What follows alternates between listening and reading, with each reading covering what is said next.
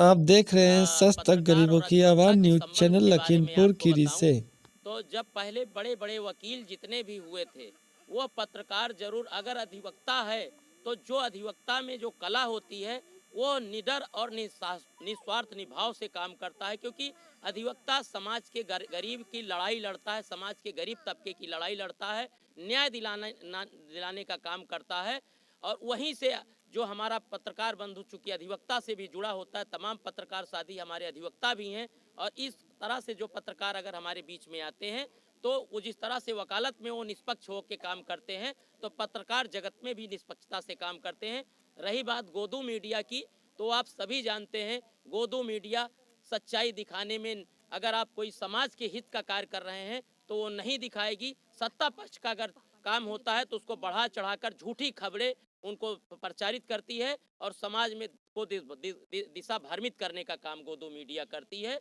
मैं अपने जो समाज से चौथा स्तंभ है मीडिया, मैं उनसे यही अनुरोध करूंगा कि मीडिया जगत, न्यायपालिका, कार्यपालिका, व्यवस्थापिका और चौथा स्तंभ मीडिया, इनको निष्पक्ष होकर काम करना चाहिए। और न्यायपालिका में भी मैं कुछ भ्रष्टाचार व्याप्त है। एक अधिवक्ता होने के नाते मैं कहता हूं कि न्यायपालिका को भी खोल के बार और बेंच को एक साथ आके काम करना चाहिए, जिससे गरीबों की न्याय की लड़ाई लड़ी जा सके और सरकार को सही संदेश जा सके। विपक्ष भी मजबूत होना चाहिए और अपनी आवाज़ जो अब हमारी आवाज़ है, मैं सभी पत्रकार बंधुओं से कहता हूं कि आपको निष्पक्ष होकर काम करना चाहिए, तभी ये देश नंबर 1 देश बनेगा, वरना देश नंबर 1 देश बनने से बहुत पीछे चला जाएगा और फिर हम गुलामी की जंजीर में जकड़ बांट रहा हूँ। रामपुर भगन में 4-4 बार बांटा हूँ, काजी सराय में 4-4 बार, कई जगह डबल हो गया। और मैं ऐसा प्रेरणा लेकर, राजेंद्र प्रसाद जी मेरी माता जी से मैं प्रेरणा लेकर मैं कार्यक्रम कर रहा हूँ कि कोई गरीब की ठंड से, हमारे बीकापुर विधानसभा में किसी ठंड से किसी गरीब की, मेरी माता, बुजुर्ग पिताजी की मौत ना हो, ऐसा उद्देश्य लेके मैं